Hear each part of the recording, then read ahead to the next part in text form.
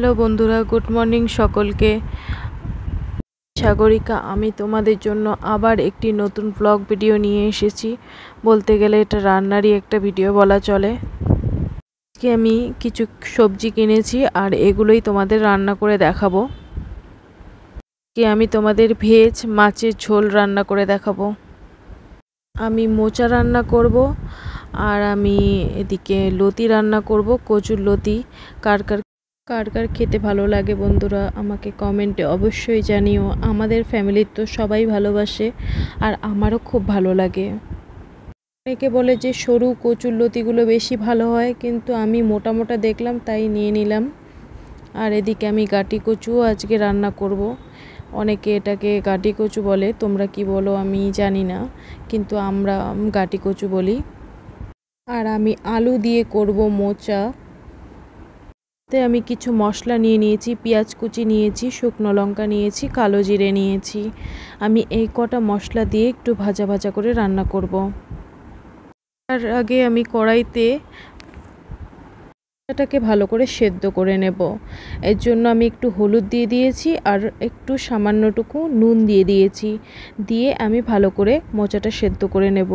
আর এই দেখো আমার ভেজ মাছ ফুলটাকে আমি এইভাবে কেটে নিয়েছি। আমি এটাকেও রান্না করব আর আমি একসাথেই সেদ্ধ করে নিলাম।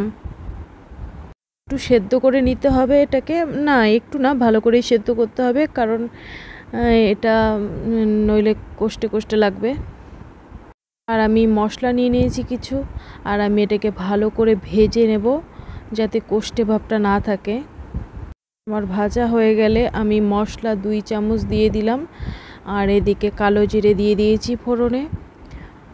ভালো করে মশলাটাকে কষিয়ে নেব মান মতো নুন হলুদ দিয়ে। আর আমার ভাজা হয়ে গেছে, আমার কষাও হয়ে গেছে। এরপর আমি জল দিয়ে দিলাম। আর এদিকে আমি মোচার ভাজাটা রান্না করব।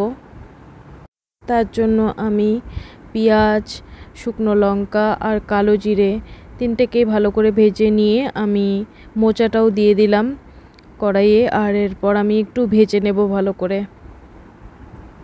আলু দেয়, আবার অনেকে আলু দেয় না, কিন্তু আমাদের আলু দিয়ে ভালো লাগে তাই আমি আলু দিয়েছি, না শুধুও ভালো লাগে। আর আমি গাটি কচুটাকে ভালো করে ছাড়িয়ে নিয়েছি, আমি এটাও রান্না করব আজকে। ওই কড়াইতেই আমি বসিয়ে দিয়েছি গাটি কচু আর এদিকে লতি কচু। দুটোতেই কিন্তু তোমরা হলুদ ইউজ করতে পারো।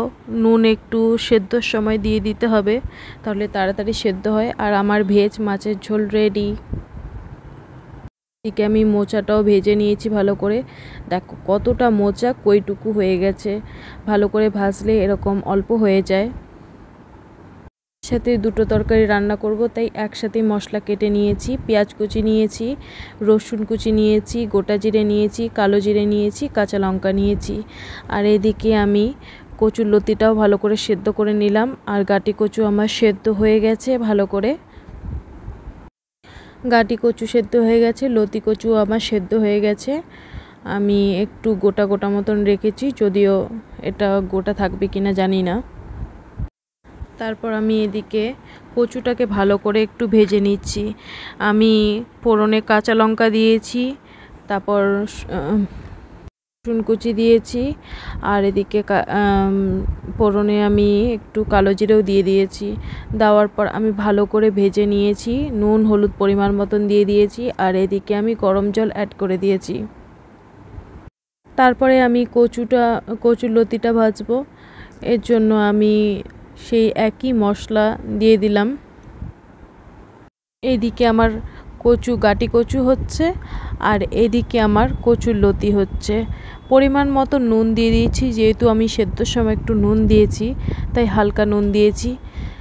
বন্ধুরা তোমরা হয়তো ভাবো যে আমি এত কচু খাই, কিন্তু আমার ভীষণ ভালো লাগে কচু। আমি প্রায় সময় কচুটাই রান্না করি। আর বন্ধুরা তোমরা কে কে কচু খেতে ভালোবাসো আমাকে অবশ্যই কমেন্টে জানিও। আর আমার ভিডিও যদি ভালো লেগে থাকে লাইক সাবস্ক্রাইব অবশ্যই করো। তোমরা যত লাইক সাবস্ক্রাইব করবে আমাদের তত ভালো লাগবে ভিডিও বানাতে। থ্যাংক ইউ বন্ধুরা, এভাবেই আমার পাশে থেকো। Thank you.